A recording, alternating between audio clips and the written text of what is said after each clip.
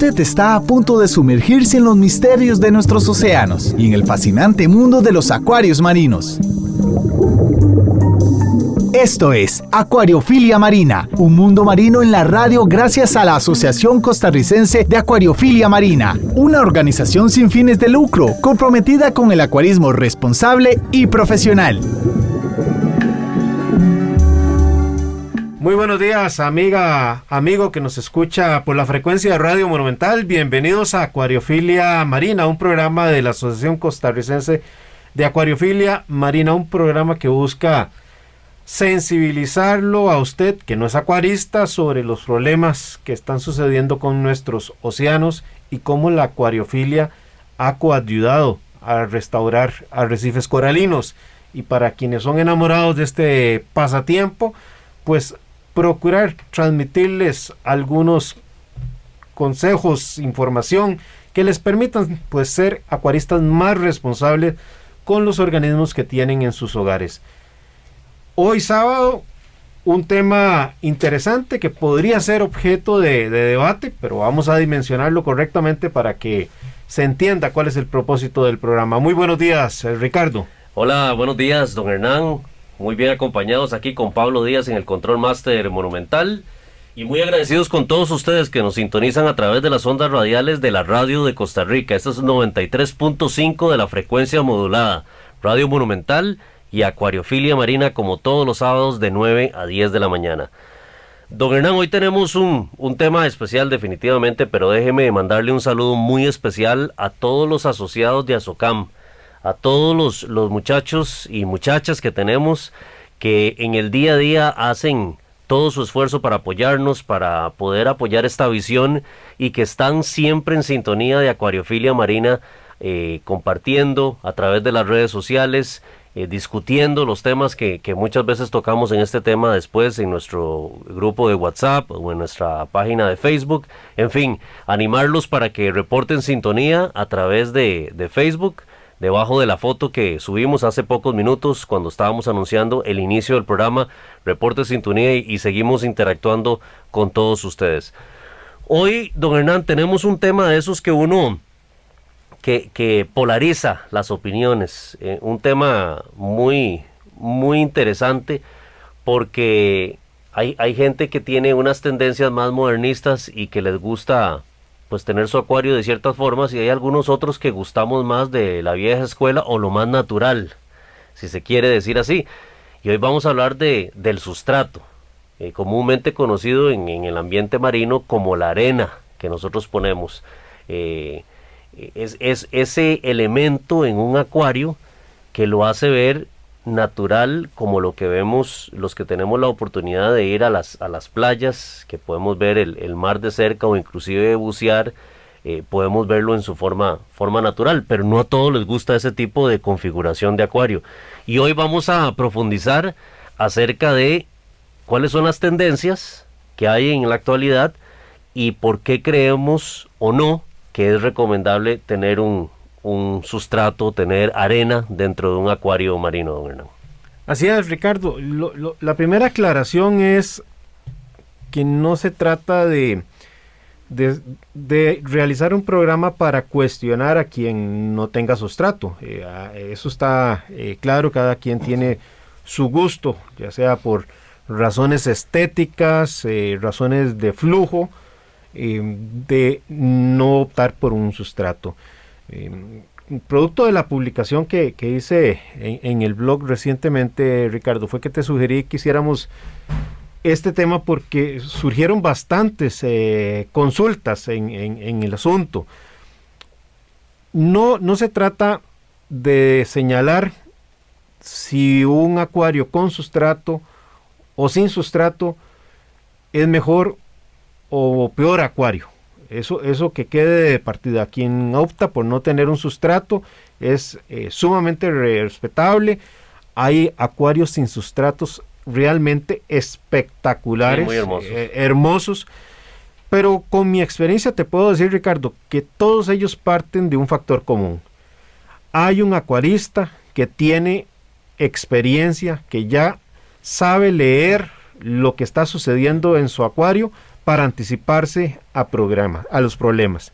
Entonces, el programa de hoy, más que entrar en una polémica con quien usa o no usa, con quien gusta o no gusta tener sustrato, lo que quiere centrarse es en rescatar cuáles son los beneficios que aporta el tener un sustrato, independientemente del camino que optó la persona que no quiere tenerlo. Para quien empieza en este pasatiempo, sin duda alguna, mi recomendación es opte por el sustrato, porque no es un tema de la mera estética. Hay una serie de aportes invaluables que el sustrato nos va a dar a nuestro ecosistema conforme va haciéndose más maduro el acuario, y que le van a dar una mejor estabilidad al acuario, lo van a hacer más robusto para los problemas. Y quien no tiene sustrato, como señalo, es porque es un acuarista con una experiencia que puede anticiparse a los problemas. Sabe lo que significa, por ejemplo, que si hay un problema de pH, cómo poder anticiparse y resolver el problema. Sabe cómo administrar el tema de los alimentos, la calidad de los alimentos que se le agregan para que no se den acumulaciones tal vez indebidas de fosfatos y de nitratos, que a través de toda esa infauna que vive en el sustrato pueden ser metabolizados y transformados. Es una persona que también pues está clarísima que cuando falta la luz, cómo debe de estar preparado, ya sea para enfrentar el corte eléctrico o para atender el problema si no tiene un plan de respaldo como una batería. Y muy sencillo, porque si no tenés sustrato, el sustrato es la superficie más amplia para que se aloje la bacteria, que es nitrificante y desnitrificante, que vamos a entrar a conversar de ese aspecto. Estos acuarios, sobre todo los que optan por tener un acuario sin sustrato y además de eso un espacio negativo muy amplio, es decir, poca presencia de roca en el acuario, tienen que llevar probablemente al sump, al sumidero del acuario, las alguna forma bacterias, de reemplazo. Alguna forma que les haga el reemplazo de lo que tendrían en el acuario principal. Pero vienen problemas si se va la luz, por ejemplo, que el acuario principal se va a quedar sin ese respaldo porque todo está en ese sumidero. Pero bueno, ahí entran las bombas de respaldo, etcétera. Pero eso es un acuarista que sabe cuáles son los pasos que tiene que estar observando o dar para evitar que se den los problemas. Sí. Pero quien empieza, sin duda alguna, la recomendación es opte por un acuario que tenga sustrato. Sí, así es, don Hernán, y vea qué interesante, aquí para efectos prácticos de este programa, cuando hablamos de sustrato, vamos a referirnos también de arena en algunos casos, para efectos prácticos, y es muy interesante porque cuando uno visita las playas de nuestro país o fuera de nuestras fronteras, logra ver que hay diferentes tipos de arena, diferentes coloración. Por ejemplo, hay aspectos que modifican este color, las vemos blancas, las vemos oscuras, negras, algunas las vemos más rosadonas. Esto pasa porque en los lugares donde se encuentran hay ciertos tipos de elementos que vienen a afectar esa coloración desde el punto de vista de agua, que tiene la claridad de agua, la cantidad de plancton dentro del agua marina, la cantidad de vegetación que hay, los mismos crustáceos que hay en el lugar donde se encuentra esta arena. Entonces, los fabricantes de estos sustratos, de estos productos, de esta arena para el acuarismo marino mundial, tratan de emular lo que comúnmente se encuentra en el medio natural, y de esta forma establecen o ponen a disposición sustratos o arenas mayoritariamente de tres tipos de materiales. El más utilizado en el acuarismo es la aragonita. También tenemos hecho basado en restos de coral pulverizado también, que se utiliza en algunos casos, y algunos otros materiales, olita y otro tipo de compuestos o sedimentos de roca. Pero la pregunta es, ¿lo pongo en el acuario o no lo pongo en el acuario? Es lo que estamos tratando de plantear, y claramente nosotros vamos a hacer un análisis en términos de las ventajas de tener un acuario con sustrato o con arena. Y esto, don Hernán, para esto hay complejidades y hay técnicas. Usted ahora citaba un elemento muy, muy importante que me parece resaltar aquí, y es el hecho de que cuando hay un acuarista experimentado, el acuarista experimentado se puede dar el lujo de modificar la configuración natural de un acuario, o por lo menos como ha venido evolucionando durante millones de años, para poder jugar con ciertos elementos y ajustar ciertas cosas que le permitan mantener un acuario estable. Si usted tiene un acuario con sustrato, con arena, ese elemento en su acuario le va a servir, como usted lo decía ahora, para tener muchísimas ventajas dentro de un acuario. Si usted no lo tiene dentro de su acuario, como ya lo decía anteriormente, tiene que buscar alguna forma de establecer un elemento en el sump o en algún otro lugar que venga a darle un medio de existencia a muchas de esas bacterias benéficas. Pero el riesgo y el mantenimiento del acuario tiene que ser más exhaustivo, tiene que ser más disciplinado para poder subsanar algunos riesgos que puede llevar esa configuración. Es correcto, Ricardo. Vos bien señalabas que idealmente la arena es la aragonita. En el mar también encontramos otros tipos de arena, como está la dolomita y la calcita.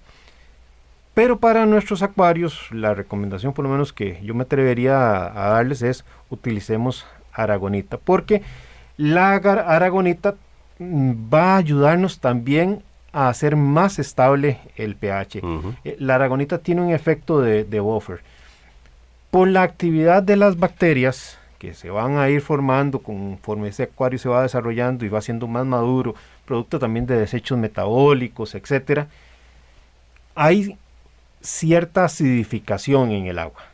Y hablamos, por ejemplo, de la acidificación de los océanos por el aumento del dióxido de carbono. Y en nuestros ecosistemas cerrados, pues no hay ninguna diferencia. Suceden fenómenos similares y a veces hasta más abundantes. ¿Por qué? Porque quien tiene un reactor de calcio mete dióxido de carbono para disolver precisamente esa aragonita y aportar la alcalinidad y carbonato, el calcio al acuario. La ventaja de la aragonita, y se dice que es metaestable, es porque ella va a ir disolviéndose y por tanto liberando alcalinidad, liberando ese carbonato y ese calcio hasta alcanzar un pH de 8.2, que es el pH que podemos encontrar en el mar. Y hay que decir otra cosa también, esta arena o este sustrato que nosotros utilizamos, también tenemos que entender que es de origen oolítico, es decir, que es producto de acciones sedimentarias. Y por eso es que tal vez escuchamos con bastante frecuencia en anuncios de organizaciones que protegen la vida de los arrecifes diciéndonos no compren el pez loro. El pez loro es uno de los grandes responsables de entregarnos esas bellezas de arenas blancas.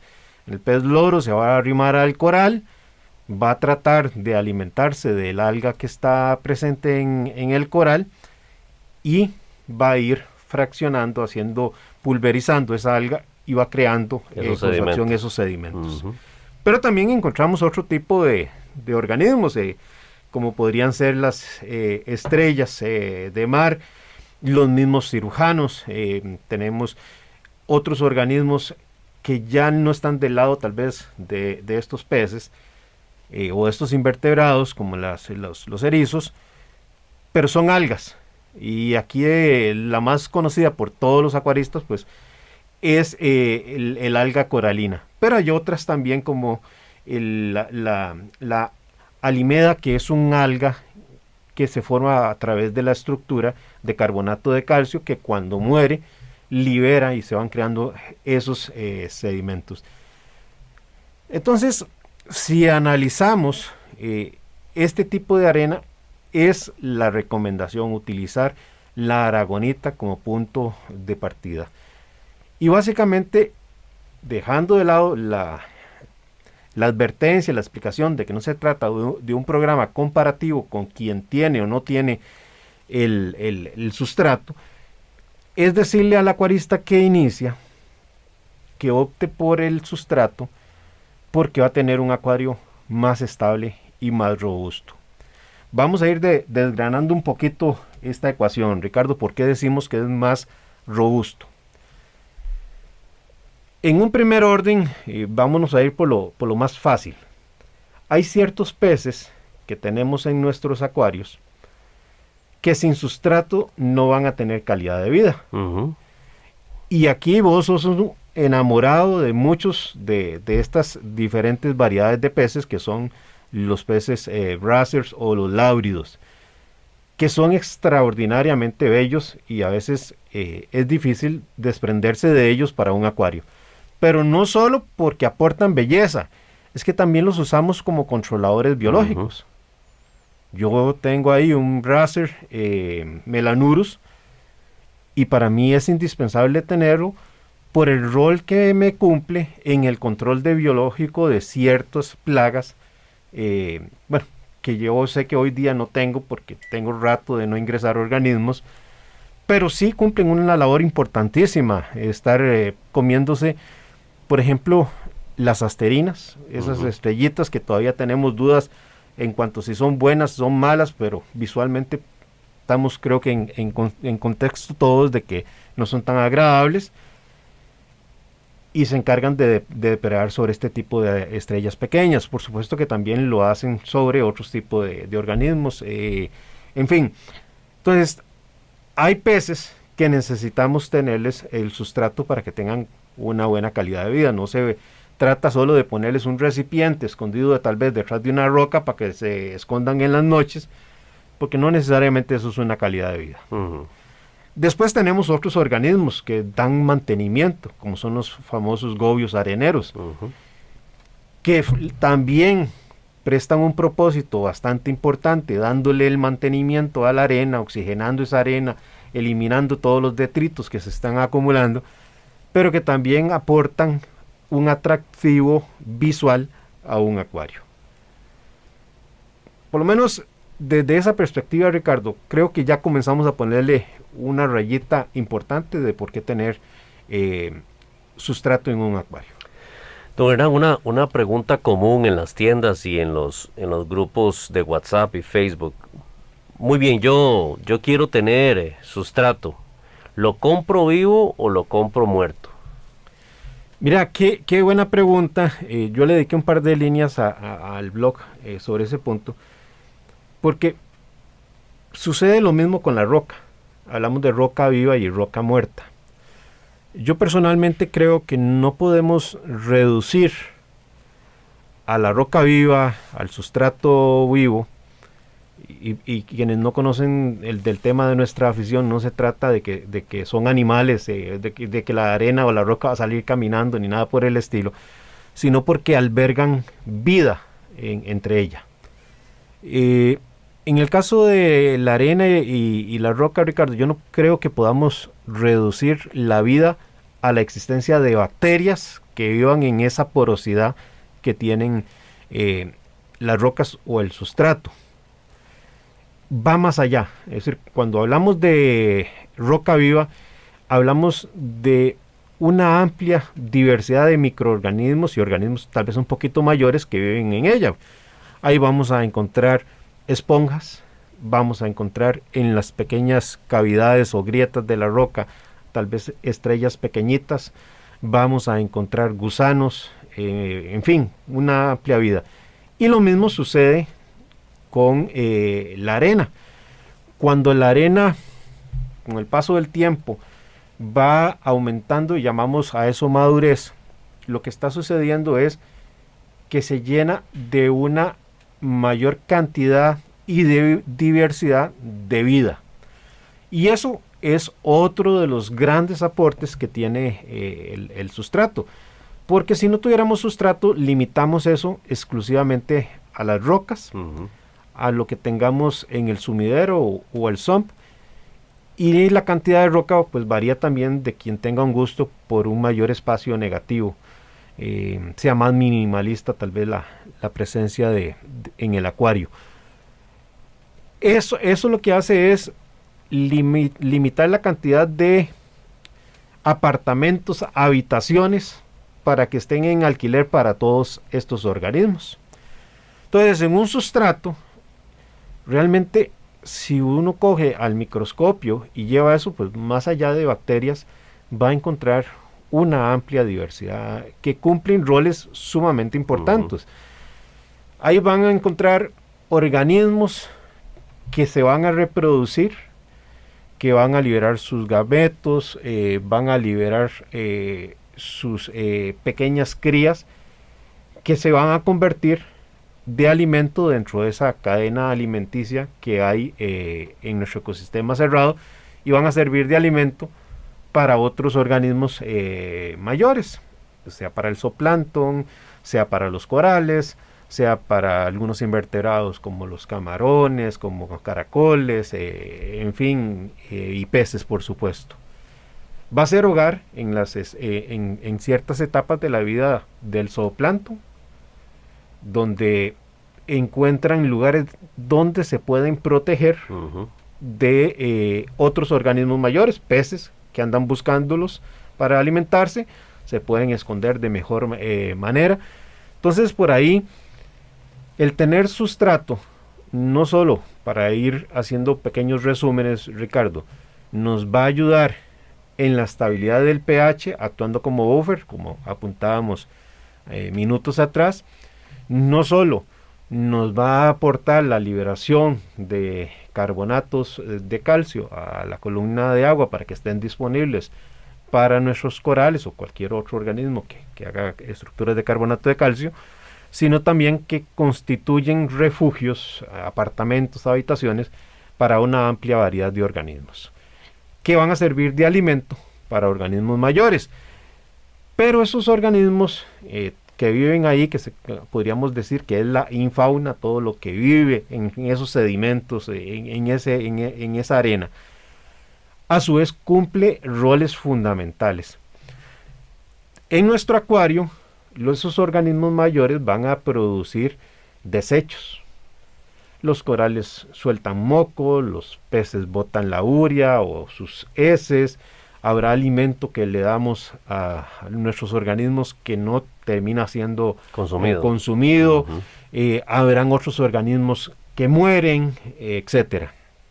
Entonces, esos organismos que viven en el sustrato, esa infauna, cumple un rol en lo que se llama la cadena alimenticia dendrítica, que es la transformación de esos, llamémoslo así, desperdicios, que para ellos no son desperdicios, son nutrientes, en elementos todavía más pequeñitos y que luego terminan siendo transformados por las bacterias.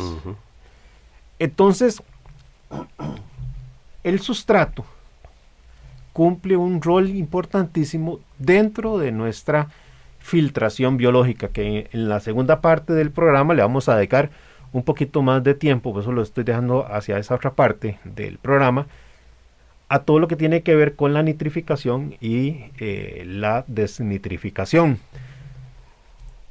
En la medida entonces que restamos la presencia del sustrato, vamos a tener pHs más inestables, vamos a tener un poquito de menor presencia de carbonato inorgánico, alcalinidad y calcio. Vamos a tener menor presencia de alimento para otros organismos, lo cual es muy importante, porque cuando nosotros introducimos alimentos procesados, estamos metiendo contaminación, si se quiere ver, a nuestro ecosistema, porque lo que no se ha consumido va a quedar dando vuelta ahí si no lo exportamos. Entonces, al haber reproducción de organismos, huevos de esos organismos que sirven de alimentos a otros organismos, y estos otros organismos luego sirven de alimento en esa cadena a otros, vamos a tener un acuario con mayor posibilidad de ser autosustentable, y eso es un acuario con mayor posibilidades de tener éxito. Pero vamos a tener también un gigantesco ejército transformando desechos, no solo las bacterias.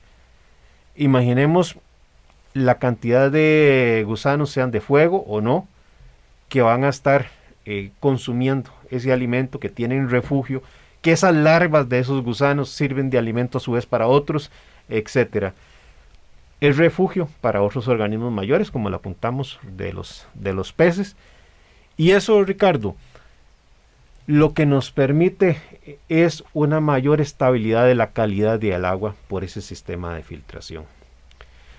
A mí me hacía una pregunta que creo que es muy interesante. No sé si en los pocos minutos que nos quedan para irnos al corte comercial me dará tiempo de contestarla adecuadamente. Pero me hacían una consulta pero mire, es que teniendo sustrato, a mí se me hacen toneladas de compuestos de nitrato. Se me dispara el fosfato. Y yo le decía a la persona, mire, es que no es el problema no de que tengas altos nitratos y altos fosfatos, no es un problema del sustrato. Tener sustrato también implica escoger cuál es el grosor del grano. Vos puedes tener sustrato y poner conchas, como nos hemos encontrado algunos acuaristas, y ahí se va a acumular cualquier cantidad de desechos que no van a poder ser exportados, porque ese grosor, esa granometría de ese sustrato es tan grande que permite que partículas grandes se acumulen y no puedan ser exportadas hacia la filtración mecánica.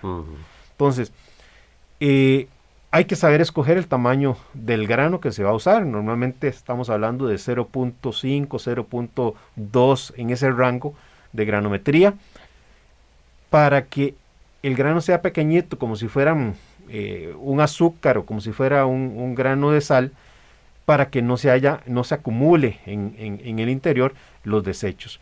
Claro, eso implica también saber ubicar las bombas, los Wavemaker, para que no nos vuelen la arena, pero también para que no existan espacios de flujos muertos de agua, donde por haber un flujo muerto de agua se dé una acumulación indebida y de paso a la creación de algas, de cianobacteria, precisamente por la pobreza de flujo que hay. Y si usted me permite sumar un elemento más, don Hernán, también es el saber escoger ese cleaner crew, ese grupo de organismos que nos van a ayudar a darle mantenimiento también a ese sustrato. El equipo de mantenimiento, Ricardo, es fundamental. Creo que podemos dedicarle unos minutos ahora, después de los comerciales. Y entonces, si usted tiene problemas de esos altos nitratos y esos altos fosfatos, revise precisamente cuál es su equipo de limpieza, cómo son los flujos de agua que usted tiene. Revise la calidad y cantidad de alimento que usted como acuarista le está dando a esos organismos. Revise esa filtración mecánica que usted tiene, si es una filtración mecánica adecuada, el skimmer está dando la talla, no está dando la talla, porque altos nitratos y altos fosfatos no es un problema del sustrato, sino todos los acuaristas tuviéramos problemas enormes de nitratos y de fosfatos. Es un problema de que algo que no tiene necesariamente que ver con el sustrato, el acuarista está manejando mal, ya sea en cuanto a equipo, en cuanto a su sistema de filtración o en cuanto a sus prácticas de mantenimiento. Me decía el acuarista, es que yo todas las semanas tengo que andar sifoneando mucho el sustrato porque se llena de desechos. Entonces no es un problema del sustrato, es cuál es su práctica en cuanto a la cantidad de alimento y calidad de alimento que está dándole para que llegue a saturar el sustrato de desecho orgánico. Y de dónde viene todos esos nutrientes también, ¿verdad? Que es otro tema. Estamos en Acuariofilia Marina en esta mañana de sábado conversando acerca de la importancia de tener o no sustrato o arena en los acuarios marinos. Ya volvemos. Exploremos juntos las fascinantes formas de vida que habitan nuestros mares y acuarios marinos. Acuariofilia Marina está de vuelta. Muchísimas gracias por estar en compañía de Acuariofilia Marina acá en Radio Monumental, la radio de Costa Rica. Hoy estamos conversando, don Hernán y amigos que nos escuchan, sobre la importancia de tener o no, o la diferencia de tener o no sustrato o arena para efectos prácticos en los acuarios, especialmente en los acuarios marinos. Don Hernán, hoy conversábamos, o hace unos minutos conversábamos antes de irnos al corte, sobre las prácticas de mantenimiento, las responsabilidades que uno tiene sobre un acuario que tiene sustrato. Y una pregunta muy común que nos hacen, don Hernán, en los foros es, ok, yo voy a meter sustrato, quiero que sea un sustrato de aragonita, que es el que más se usa en nuestros medios. Ya hablamos un poco de los beneficios que tiene tener un sustrato de aragonita. La siguiente pregunta es, ¿qué tan gruesa tiene que ser esa comúnmente llamada cama de arena que yo pongo en mi acuario? Ricardo, eso es un tema relativo. ¿Por qué relativo? Porque gracias a Dios hoy día hay diferentes opciones. En el pasado, los que somos de la vieja escuela, pues teníamos camas bien profundas. Te estoy hablando de 15 centímetros, 10 centímetros, 20 centímetros incluso. Hoy día no es tan necesario, porque hay productos que nos pueden ayudar a tener los mismos resultados sin tener esas camas profundas, que tienen también sus defectos si no son bien mantenidas, porque pueden producir sulfuros que nos pueden jugar una mala pasada y más bien acabar con el inventario. Pero yo creo que ese puede ser un programa para otro, porque sí tiene todo un tema de fondo, el de las camas profundas, y es un bonito tema. Yo recomendaría, Ricardo, que depende de lo que quiera alcanzar el acuarista. Si vos tenés una buena cantidad de rocas, lo importante dentro de la fase, y ahí tal vez me adelanto un poco, de la desnitrificación, es que hayan zonas de anoxia, de poco oxígeno, porque las bacterias que transforman los nitratos se dicen que son bacterias facultativas. Si ellas encuentran oxígeno presente, lo van a utilizar y no van a volver a mirar al nitrato para utilizarlos como energía para sus procesos de transformación.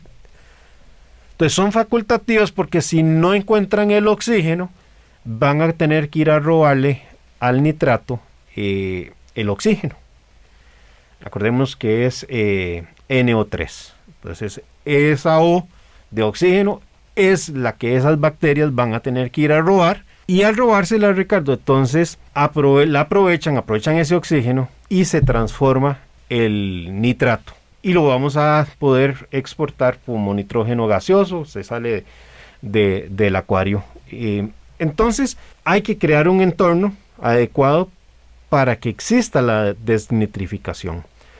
Esta desnitrificación entonces se da en esas zonas de pobreza de oxígeno o de ausencia de oxígeno, y eso lo logramos en las profundidades, por ejemplo, de las rocas. Ahí tenemos la etapa de desnitrificación.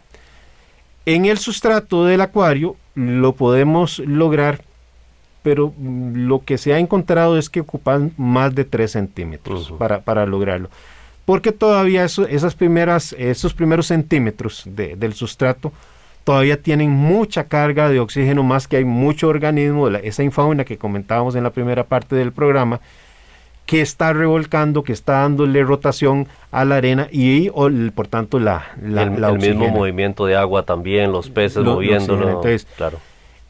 Si querés hacer la desnitrificación en la parte del sustrato, sí vamos a ocupar un poquito que la cama sea un poco más profunda, y que de paso sirva de consejo para aquellos que tienen un sumidero o un sump y ponen esos biobloques en el sump, que va a sucederles exactamente lo mismo. Si ese biobloque está puesto en un área donde hay mucho flujo de agua y el flujo de agua atraviesa fácilmente ese biobloque, no va a haber una etapa de desnitrificación. ¿Por qué? Porque ese biobloque va a tener concentraciones de oxígeno que para estas bacterias facultativas les es más fácil coger el oxígeno, que ya está ahí, que tener que degradar el nitrato. El nitrato, sí. Entonces, ahí es donde encontramos esas situaciones que me escribían. Mire, es que yo tengo sustrato, pero se me hacen cantidades enormes de nitrato. Y es porque no manejamos una etapa de desnitrificación. El acuarista avanzado, que no tiene sustrato, sabe que tiene que tener un sustituto para ese sustrato, y tener áreas de desnitrificación. Entonces ahí es donde el sumidero o el SUMP nos permite, pero también hay que saber ubicar esos biobloques. Algunos optan por tener, por ejemplo, algún reactor, y en ese reactor se meten bastantes biobolas y se regula el tránsito del agua, haciendo un tránsito lento. Y al hacer ese tránsito lento, conforme va pasando por las primeras biobolas, esas primeras bacterias que están en esas primeras biobolas van a consumir el oxígeno, y hacia las que están hacia el fondo del reactor ya prácticamente les va a llegar agua sin oxígeno. Y hay algunos que utilizan en el SUMP un compartimento para tener también una cama de sustrato o de arena más profunda, más allá de los 5 centímetros, como decía usted, algunos hasta 10 centímetros, que inclusive también optan por utilizar algunos otros sustratos nutritivos o productos que hay en el mercado para complementar mucho estos minerales que se necesitan en el acuario. Todo está en saber instalarlo, como decía usted, ¿verdad? Si lo vamos a poner en un lugar del SUMP donde hay muchísima corriente, pues va a ser muy difícil, porque la arena se va a estar moviendo. Por eso tienen que optar por camas bastante gruesas, ojalá de 10 centímetros o más. Así es. Entonces, Ricardo, ya que entramos en esta etapa de que estaríamos conversando sobre el otro rol importante que cumple el sustrato como una superficie sumamente grande para las dos etapas de nitrificación y desnitrificación, profundicemos algunos conceptos. Recordemos entonces que el proceso de nitrificación tendría dos caras, como una moneda. Tiene una cara que es la cara de la nitrificación y tiene la otra cara que es la de la desnitrificación. En la primera cara, la nitrificación, ahí tenemos bacterias conocidas como las nitrosomas, que en nuestros acuarios procuramos mayormente fomentar las nitrosomas marinas y tal vez no tanto las europeas. Por eso es que hasta el ciclado del acuario tiene una técnica para que fomentemos las bacterias que mayormente son las que no son ideales. Pero bueno, estas nitrosomas entonces van a convertir o oxidar ese amoníaco o el amonio a nitritos. Y recordemos algo interesante, que por el pH alcalino que tienen nuestros acuarios, mayormente lo que tenemos es amoníaco, que es la forma más tóxica, realmente veneno puro para nuestros peces y corales, y por el cual muchos acuaristas pierden organismos cuando no han hecho un buen proceso de ciclado, porque se dan esas formaciones de amoníaco y en pocos par de horas se cargan un montón de peces. Entonces, la oxidación del amoníaco al nitrito lo realizan las bacterias. Aquí lo que hacen estas bacterias es despojar al amoníaco de sus moléculas de hidrógeno, que las van a utilizar ese hidrógeno como una fuente de energía. Que básicamente, si vemos por ejemplo la abreviación del amoníaco, hablamos de un NH4. Ahí lo que hacen ella es quitar esa H del hidrógeno, ¿verdad? Y entonces nos va a quedar el NO2, que es el nitrito. Posteriormente, entonces, cuando las bacterias también van a transformar ese nitrito, quitándole el oxígeno, nos queda transformado el nitrito a nitrato. En la segunda etapa, aquí tenemos otro tipo de bacterias que se van a encargar de esa transformación del nitrito al nitrato. Y acordemos que ese nitrato es sumamente fértil para todas las algas indeseables que tenemos en nuestros acuarios. Entonces hay que exportarlo, hay que sacarlo del acuario, pero también no podemos dejarlo del todo ausente, porque nuestros corales tienen una relación simbiótica con las zooxantelas y requieren también de esa forma, de ese abono. En el caso de los nitritos, aquí hay que hacer un paréntesis que me parece que que es importante para la acuariofilia marina, porque existen algunas imprecisiones o fundamentos incorrectos respecto del nitrito, y que creo yo fueron traídos por las prácticas del acuarismo de agua dulce al marino. En el caso de los sistemas de agua dulce, el nitrito es bien peligroso y es bien tóxico, pero esa toxicidad, sin decir que sin querer señalar de que no es tóxico, no tiene el mismo peso de toxicidad en los acuarios marinos. Nada más para aclarar, por supuesto que eso no significa que durante el ciclado nos aparece el nitrito y ya podemos meter peces, porque habrán unos que tienen mayores umbrales de tolerancia y otros menores umbrales de tolerancia. Entonces, Ricardo, volviendo al tema o al ligamen que tiene este tema de la nitrificación con el sustrato, tenemos que entender que durante el proceso de nitrificación se produce ácido. En este proceso se producen iones de hidrógeno, lo que explicábamos, ¿verdad? Que las bacterias se robaban aquella H, y al producirse ese exceso o esa mayor cantidad de hidrógeno, se afecta el pH. Y acordémonos que habíamos dicho que el sustrato era un buffer para el pH. Para que el pH no varíe en nuestro acuario, lo que hace el acuario, digámoslo así, es echarle mano a la reserva alcalina para mantener ese pH estable. Pero cuando esa reserva alcalina es pobre o está comprometida por una mayor presencia de ácidos, como por ejemplo los generados adicionalmente con el dióxido de carbono, que hablábamos de los desechos de alcidosis, tenías reactor de calcio y todo lo que los desechos metabólicos de los peces, etcétera, ¿verdad? O la misma respiración o el cuarto donde tenés el acuario, que Exacto. tenés presencia, si es muy cerrado, de dióxido de carbono. Exacto.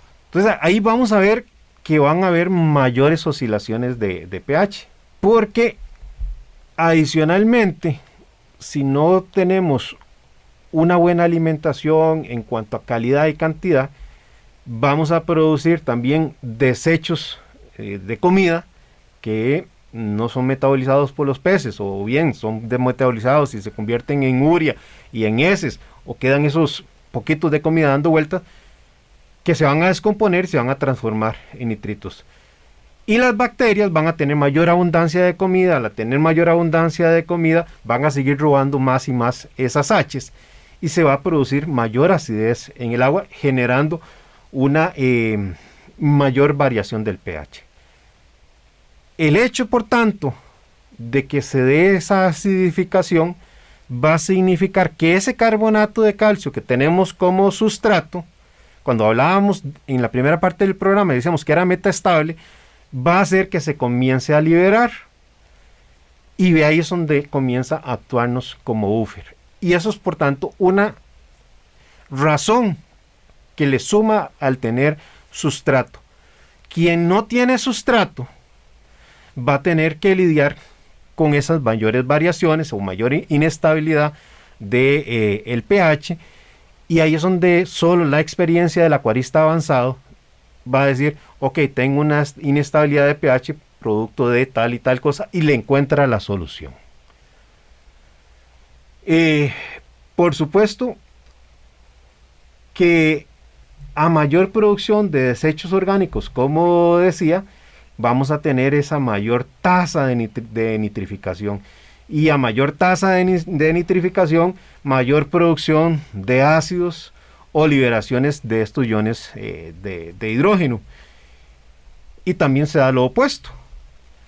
Cuando hay menor producción de desechos orgánicos, ya sea porque tenemos una buena filtración mecánica, ya sea porque tenemos medias que están capturando los desechos antes de que se descomponga, de que el skimmer nos está ayudando a exportarlo, porque tenemos movimiento de agua que nos ayuda a mover que esos desechos no se nos queden en la arena, sino que se vayan a las medias, etcétera, vamos a lograr una mayor estabilidad del pH, que obviamente van a dejar de entrar en esta etapa de nitrificación porque los logramos exportar antes de que se consumieran. Y por tanto, otra razón importantísima ahí es que vamos a afectar menos nuestra reserva alcalina.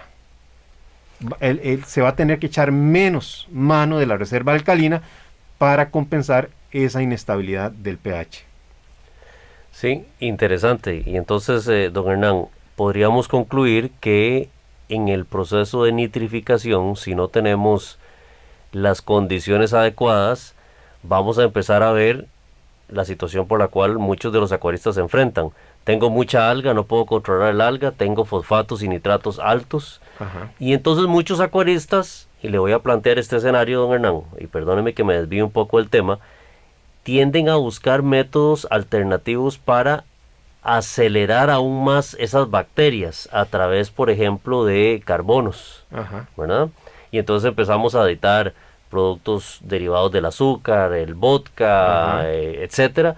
¿Cuál es el impacto que tiene sobre todo este ciclo que estamos hablando en el acuario? Mira, Ricardo, esa es una buenísima pregunta. Lastimosamente no nos va a dar tiempo. Es nuevamente un capítulo aparte de acuariofilia marina. Con solo que mencionemos esto, tiene que haber un equilibrio. Hay una proporción de tanto carbono por tanto nitrógeno por tanto fósforo. Y cuando se pierden esos equilibrios, pues vienen los problemas. Cuando alimentamos con fuentes de carbono orgánico las bacterias para que lo usen como alimento y se reproduzcan, y al haber mayor reproducción de bacterias, ellas puedan descomponer más ese amoníaco, esos nitritos o ese nitrato y los bajamos. Pero si estamos abusando con el carbono orgánico, acordémonos de lo siguiente. En este ejemplo estamos diciendo que aumentamos la población de las bacterias nitrificantes. Pero como aumentamos las bacterias nitrificantes, también estamos aumentando otras bacterias que son patógenas. Ese carbono orgánico no va a discriminar a quién alimenta. Va a alimentar a las bacterias buenas como a las bacterias malas. Entonces, es un arma de doble filo si no se sabe utilizar correctamente. Lo que te plantearía es que le demos un espacio en acuariofilia marina para hablar solo del carbono orgánico, porque hay bastante que podríamos conversar. Pero bueno, terminamos esa cara de la nitrificación, la primera parte de la moneda, como digo yo. Y entonces tenemos que el resultado de esa nitrificación encontramos el nitrato. Por la segunda cara de la moneda tenemos la desnitrificación.